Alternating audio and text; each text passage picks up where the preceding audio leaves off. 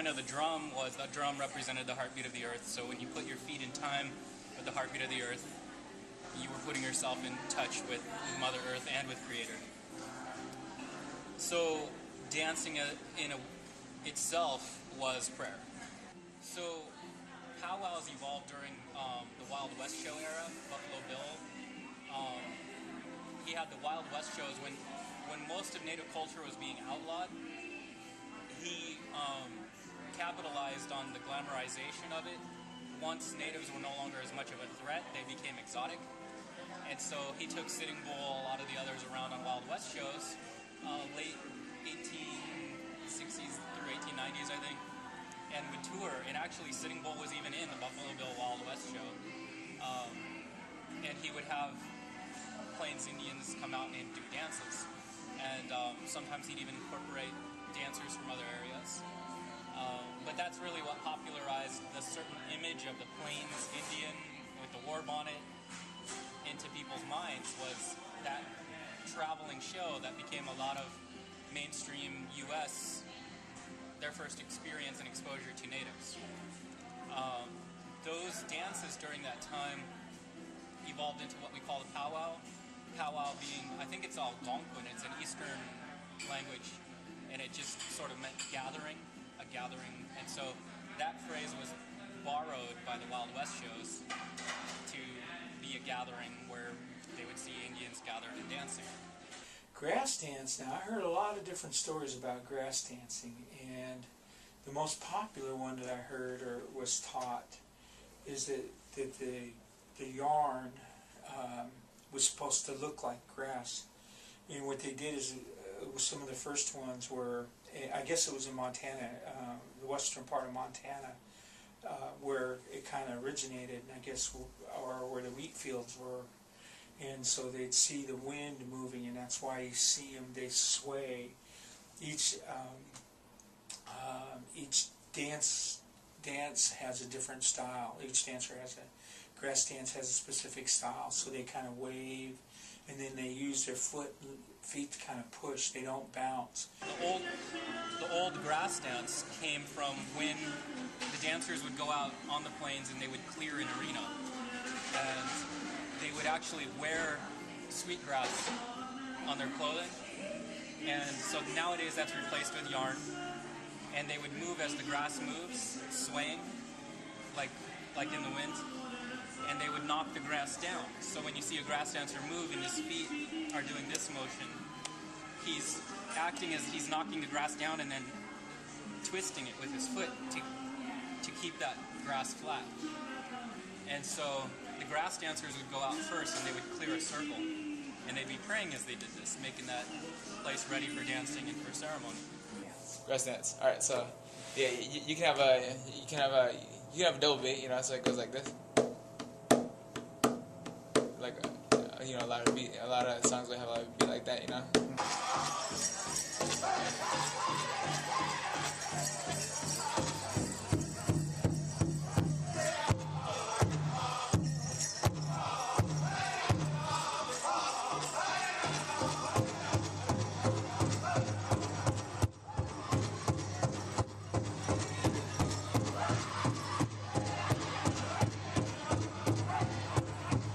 Dances that are performed, like the sneak up, the duck and dive, crow hop.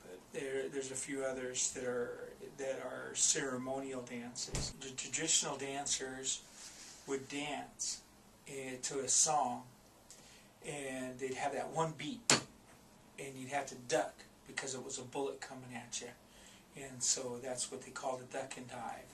My most favorite is the crow hop. And what I understand about how a crow hop came about was that the Crow natives, the Crow Indians, if you will, were trapped in this valley, and they're surrounded by the Cheyenne. So and they knew that at daybreak that the Cheyenne were going to ride in and wipe them out. So the Crow warriors did their songs and prayers, and they did it, most all night. And so next thing you know, about an hour before the sun was going to come up, this crow flies into their camp, and the crow tells them, if you dance this dance and you sing this song, you'll be invisible to those Cheyenne warriors, and you'll be able to ride out of here in the valley.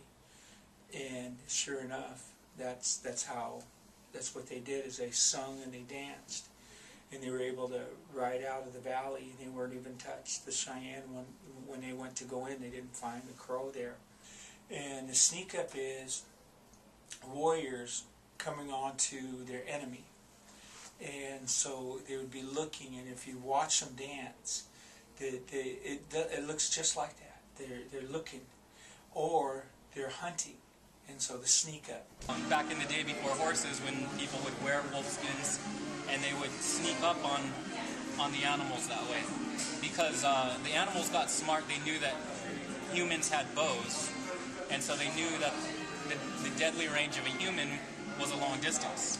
They knew wolves only had teeth, and so wolves, they weren't worried if the wolves were at a distance. You could get closer to a deer dressed as a wolf than you could as a human, and then you could get within bow range. And so those dances, those old hunting dances, especially during the sneak up, you can see that the men sneak up in the men's northern traditional.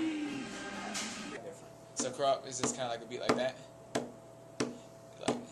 Yeah, the duck and dive, is another type of song too, but that's where, it kind of gives that escalate, and they give that beat like that, and that's when, dancers will sit duck down and,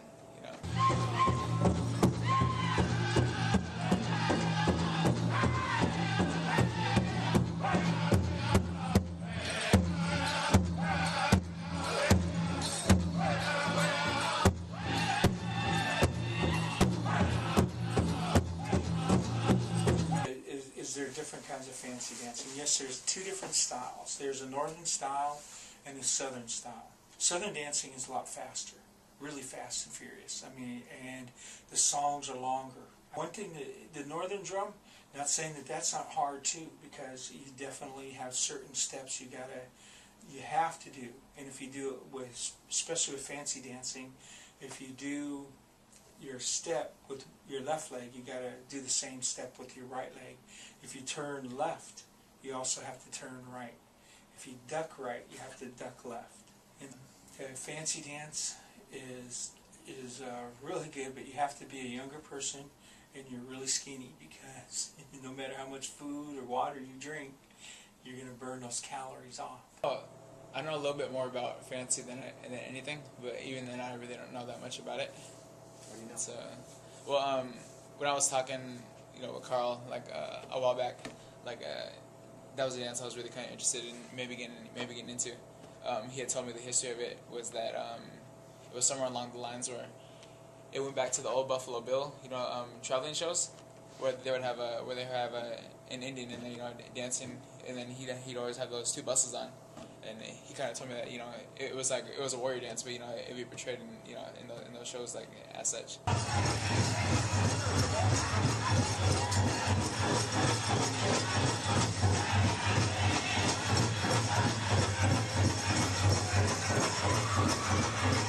Women's traditional, they're representing being the pillars of the society, and so as a pillar, you're solid, you're rooted to the earth, and you're stable.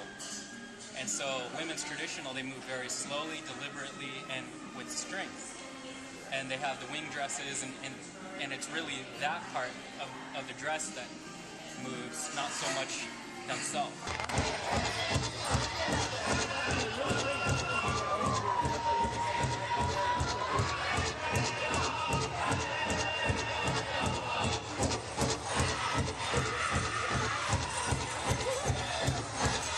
That's the jingle dress, and that one actually evolved during, the reservation period as a sobriety dance. There was a young woman who had a vision about a healing dance for the people that would help them break the cycle that alcohol spirit had on them. So she said she was told this, and so she put, she took the tobacco cans, took the lids off of them, and rolled them into cones, and 365 representing every day of the year, and made a dress of that. and it represented an entire year of sobriety.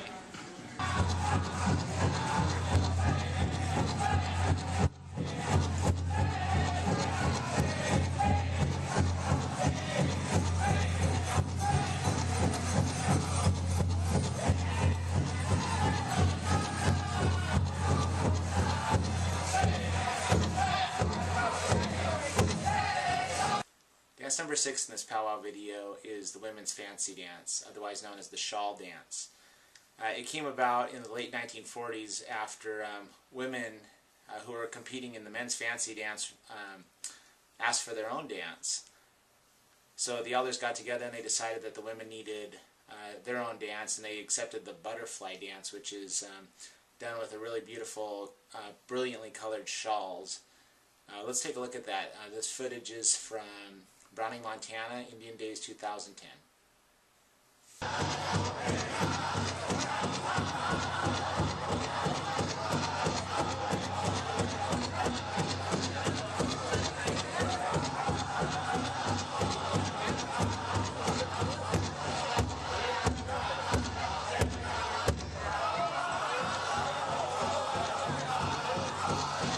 So then these three dances, of the three for the men and the three for the women, comprise the main powwow dances. But then there are others. There's the chicken dance for the men. There's hoop dancers. There's gourd dancers you'll see that come out, and you know, even sometimes tribes will come out with certain very specific tribal dances that that only their people do. And you'll see this all at powwows. But the main thing is that because it evolved from that aspect of prayer, that's the main thing that was kept. That understanding of how important the drum is and how that represents our connection, putting our feet in touch with that drum.